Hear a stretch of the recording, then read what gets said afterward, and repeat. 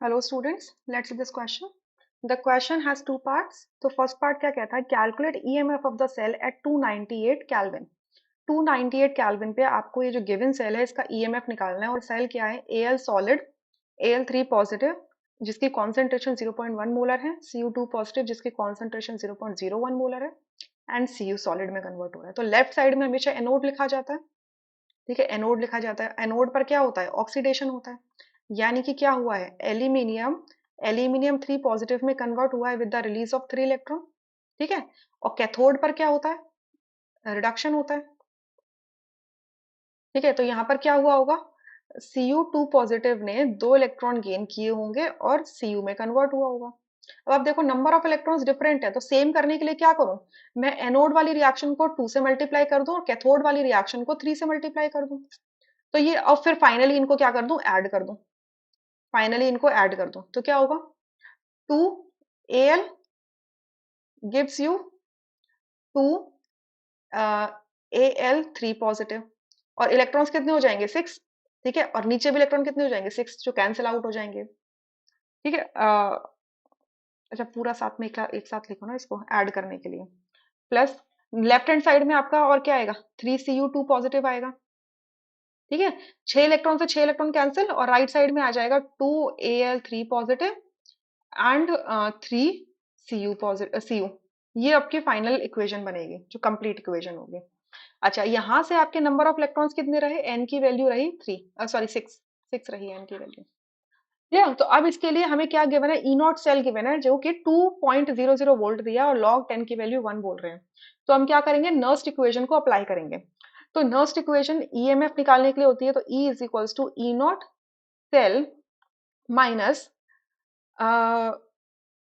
Are T upon N F lon concentration of the product side में आप देख रहे हो Al3 पॉजिटिव है एंड CuSu सॉलिड है.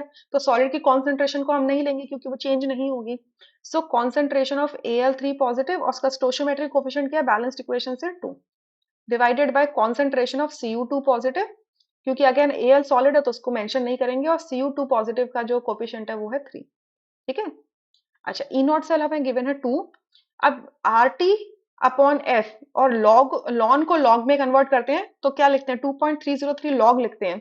तो इनको पूरे को सॉल्व करके जो वैल्यू आती है वो है 0.06. ठीक है, और एन की वैल्यू हमारी हो गई 6 लॉग. Al3 पॉजिटिव की कॉन्सेंट्रेशन है 0.1. 0.1 को क्या मैं 10 की पावर -1 लिख लेती हूँ. ठीक है, 0.1 को लिखती हूँ 10 की पावर -1. इसका स्क्वायर कर दो डिवाइडेड बाय Cu2 पॉजिटिव की कॉन्सेंट्रेशन है 0.01 जिसको मैं 10 की पावर -2 लिख सकती हूँ. इसकी पावर हो जाएगी 3. इसको फर्दर सॉल्व करो तो 2 माइनस ये सॉल्व होकर 0.01 आ जाएगा. ये होगा लॉग 10 की पावर -2 डिवाइडेड बाय 10 की पावर -6. क्लियर? अच्छा मैं अब यहाँ पे लिख रही हूँ फर्दर सॉल्व करके 2 माइनस 0.01 लॉग. लॉग के अंदर जो है उसको सॉल्व करेंगे तो बचेगा 10 की पावर 4 आ जाएगा. 10 की पावर -6 न्यूमरेटर में जाएगा तो पॉजिटिव आ जाएगा और सॉल्व करके 10 की पावर 4 आएगा. अब लॉग की प्रॉपर्टी लगाएंगे. लॉग 10 की पावर 4 हो जाएगा 4 लॉग 10. तो 2 माइनस 0.01 इंटू 4 लॉग 10. लॉग 10 बताया है 1 होता है तो सिंपली हटा दो उसको और इसको मल्टीप्लाई करोगे तो क्या हो जाएगा? 2 माइनस 0.04. इसको सॉल्व कर लो. 2 माइनस 0.04 हो जाएगा 1.96 वोल्ट. तो आपका ईएमएफ कितना आएगा इस सेल का? 1.96 वोल्ट. क्लियर? अच्छा सेकंड पार्ट हमसे कहते हैं define molar conductivity. Molar conductivity को समझाना है कि मोलर कंडक्टिविटी क्या होती है. ठीक है, और उसके बाद में आपसे रिलेशंस पूछे हैं.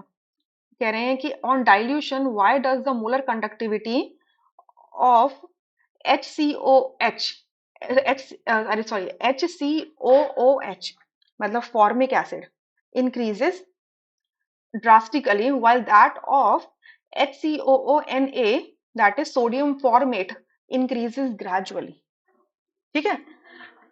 अच्छा ठीक है, तो समझते हैं पहले मोलर कंडक्टिविटी क्या होता है. Molar conductivity of a solution at a given concentration is the conductance conductance होता है of the volume of the solution containing 1 mole of electrolyte kept between two electrodes of area of cross section A and distance of unit L। मतलब molar conductivity वो physical quantity है किसी भी solution के given concentration पे जो actual में उसकी कंडक्टेंस वैल्यू होती है किसकी, वॉल्यूम की, वॉल्यूम ऑफ द सोल्यूशन की, जो क्या कैरी करता है, 1 मोल इलेक्ट्रोलाइट कैरी करता है बिटवीन इट्स टू इलेक्ट्रोड, और उन दो इलेक्ट्रोड्स का जो एरिया होता है वो होता है आपका A, cross section area A, and distance होता है इन दोनों इलेक्ट्रोड्स के बीच में यूनिट लेंथ का। ठीक है, तो ये बेसिकली कंडक्टेंस वैल्यू है। क्लियर? अच्छा, कह रहे हैं डाइल्यूशन अगर कर देते हैं, on dilution why does the molar conductivity of this formic acid increases drastically, ये एकदम ड्रास्टिकली इंक्रीज कर देती है डाइल्यूशन करने पर, जबकि सोडियम फॉर्मेट इंक्रीजेस ग्रेजुअली। तो अब देखो जो फॉर्मिक एसिड होता है, यहां से मैं कर लेती हूँ, जो फॉर्मिक एसिड होता है HCOOH, ये क्या होता है, एक वीक इलेक्ट्रोलाइट होता है, ये वीक इलेक्ट्रोलाइट होता है, मतलब इसका कंप्लीट डिसोसिएशन नहीं होता है, ये फीबली डिसोसिएट होता है H पॉजिटिव में एंड HCOO नेगेटिव में। ठीक है, तो जो वीक इलेक्ट्रोलाइट्स होते हैं, अब अगर इनका डाइल्यूशन करेंगे, मतलब इनके अंदर और पानी डालते जाएंगे तो ये और डिसोसिएट करेंगे, डिसोसिएट करेंगे तो फटाफट से जो वॉल्यूम हमने लिया है उसके अंदर 1 मोल इलेक्ट्रोलाइट बढ़ता चले जाएगा। ठीक है, जिसकी वजह से इनकी मोलर कंडक्टिविटी में सडन इंक्रीज आएगा, ड्रास्टिकली इंक्रीज आएगा। तो इनका जो ग्राफ देखा गया है वो है कि molar conductivity versus under root C का ग्राफ ऐसा देखा गया है कि आप अगर डाइल्यूशन कर दोगे तो सडनली इनका ग्राफ ऐसा दिखेगा। ठीक है, सडन स्टीप चेंज आएगा। ये किसके लिए होता है, वीक इलेक्ट्रोलाइट्स के लिए। जबकि आपका HCOO Na है, sorry, HCOO minus Na positive है, ये क्या है, एक स्ट्रॉन्ग इलेक्ट्रोलाइट है, ये एक स्ट्रॉन्ग इलेक्ट्रोलाइट है। ठीक है, तो ये स्ट्रॉन्ग इलेक्ट्रोलाइट है तो ये कंप्लीटली डिसोसिएट होगा HCOO माइनस में एंड Na पॉजिटिव में। ठीक है, तो अगर ये स्ट्रॉन्ग इलेक्ट्रोलाइट अगर फटाफट से बनेगा तो क्या देखा जाएगा कि इसका अगर लैम्डा एम का और अंडर रूट सी का ग्राफ देखोगे तो अगर आप डाइल्यूशन करोगे तो ये धीरे धीरे धीरे धीरे करके ही क्या होगा, इसमें चेंज आएगा। रीजन सिंपल सा रीजन है कि आप डाइल्यूशन तो कर रहे हो, ये स्ट्रांगली डिसोसिएट हो चुका है, स्ट्रॉन्ग इलेक्ट्रोलाइट हो तो कंप्लीटली डिसोसिएट हो चुका है। ठीक है, तो अब डाइल्यूशन अगर कर भी रहे होगे तो इसकी डिसोसिएशन पे बहुत मेजर इफेक्ट नहीं पड़ेगा।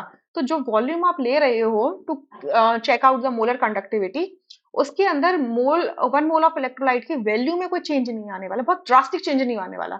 इस वजह से आपका लैम्डा एम की वैल्यू ग्रेजुअली इसमें इंक्रीज करती है। ठीक है, I hope you understood, right? So thank you.